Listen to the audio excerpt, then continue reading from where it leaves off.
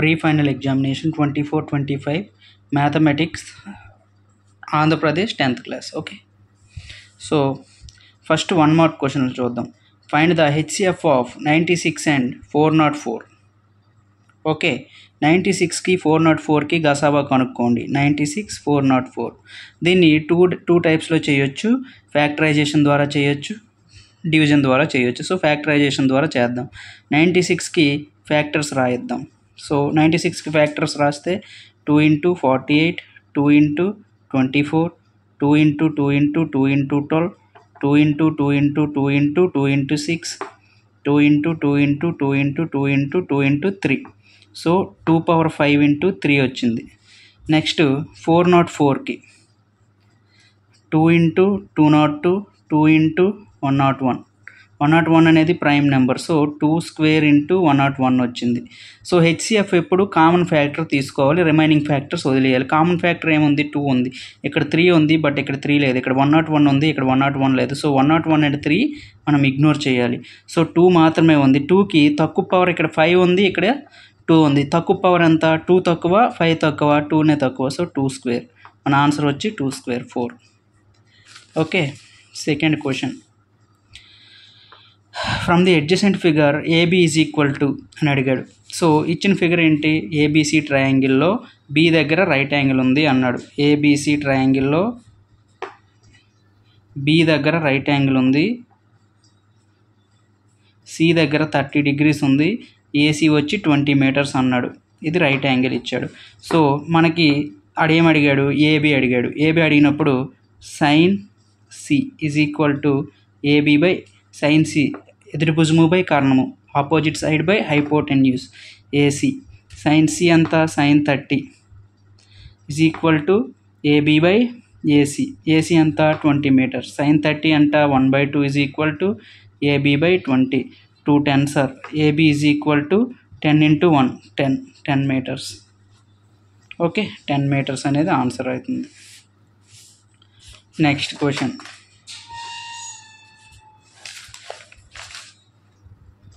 Next question ఏంటి? P of X is equal to x³ then P of -1/2. P of X is equal to x³ అయినా P of -1/2, X ప్లేస్లో -1/2 పెట్టేయడమే.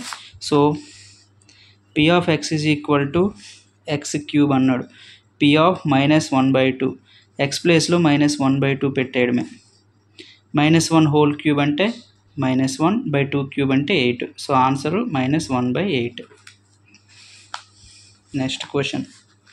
cos A is equal to 3/5, then tan A is equal to. So given cos A is equal to 3/5, tan A is equal to. So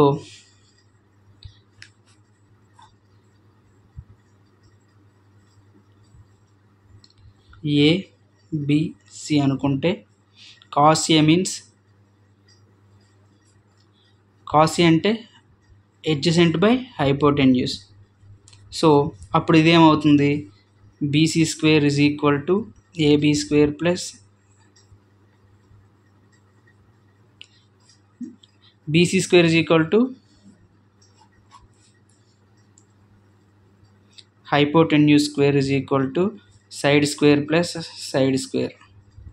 Hypotenuse 5² is 25, BC² plus AB² 3² 9. BC is equal to √25 - 9, that is equal to √16, that is equal to 4. So tan Aకి formula ఏంటి? tan Aకి opposite by hypotenuse, ఎదుటి భుజము by ఆసన్న భుజము, BC by AB. BC ఎంత వచ్చింది? 4. AB ఎంత వచ్చింది? 3. అయిపోయింది. ఓకే, నెక్స్ట్ క్వశ్చన్ వచ్చి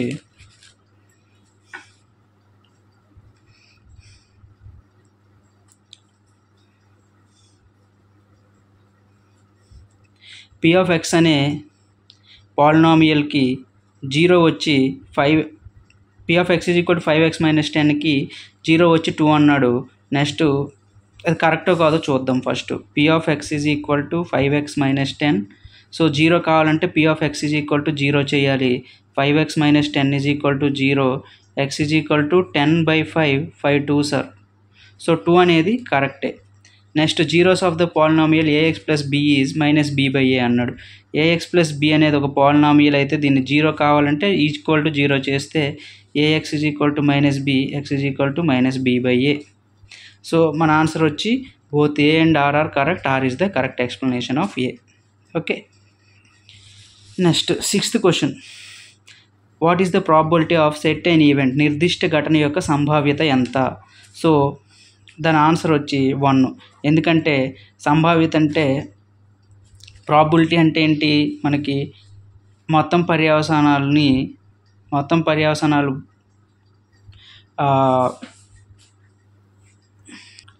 సంభావ్యతకు ఫార్ములా ఏంటి? అనుకూల పర్యవసానాలు బై మొత్తం పర్యవసానాలు.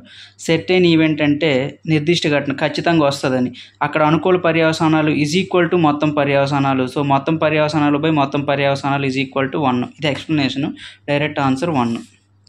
So next question 3x² + 2x - 1 is equal to 0కి డిస్క్రిమినెంట్ కావాలి. విచక్షణకి ఫార్ములా ఏంటి? b² - 4ac.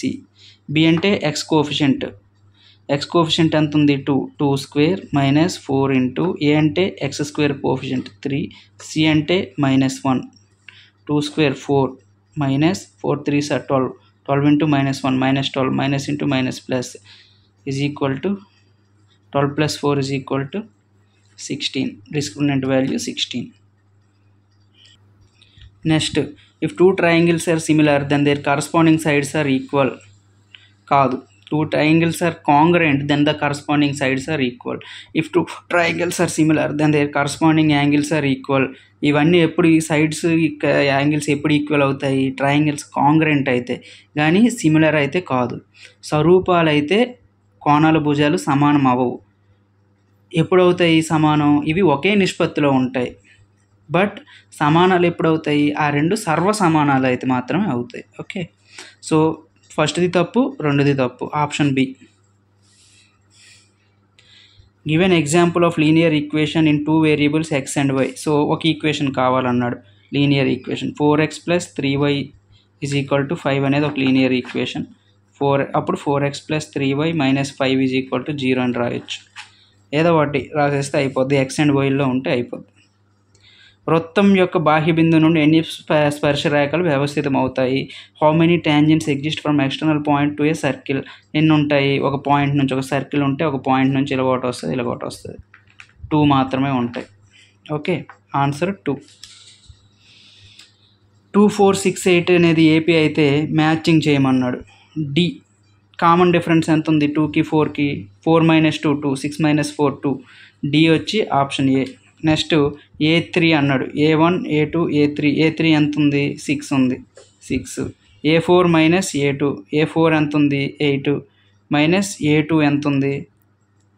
4. 8లో 4 పోతే 4. అయిపోయింది answer. Draw a rough figure of cone with base radius 6 centimetre and slant height 4 centimetre. 6 సెంటీమీటర్ల భూవ్యాసార్థం, h సెంటీమీటర్ల ఎత్తు మరియు l సెంటీమీటర్ల ఏటవాలు ఎత్తుతో ఒక శంకు గీయమన్నాడు. చూడండి,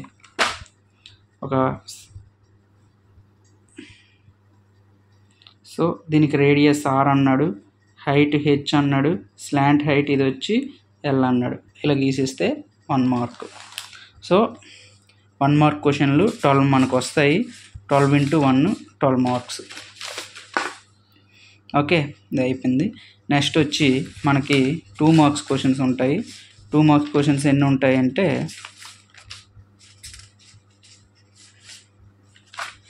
నెక్స్ట్ వచ్చి 2 మార్క్స్ క్వశ్చన్స్ 8 ఉంటాయి. అవి నెక్స్ట్ వీడియోలో చెప్దాం.